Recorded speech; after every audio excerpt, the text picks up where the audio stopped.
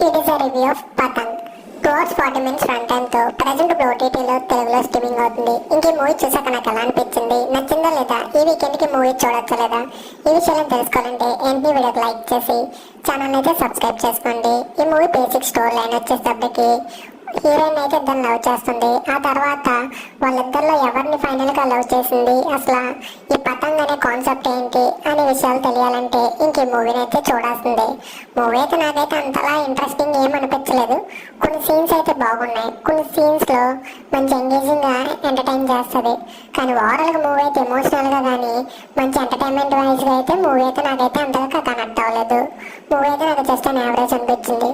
మీరు ఎవరైనా ఈ మూవీని చూడాలనుకుంటే మీరు ట్రై చేయొచ్చు. ఫ్యామిలీ కలిసి చూడొచ్చు అంటే చూడొచ్చు, అడల్ట్ కంటెంట్ ఏమీ లేదు. ఈ వీడియో కానీ మీకు నచ్చితే లైక్ చేసి ఛానల్ అయితే సబ్స్క్రైబ్ చేసుకోండి.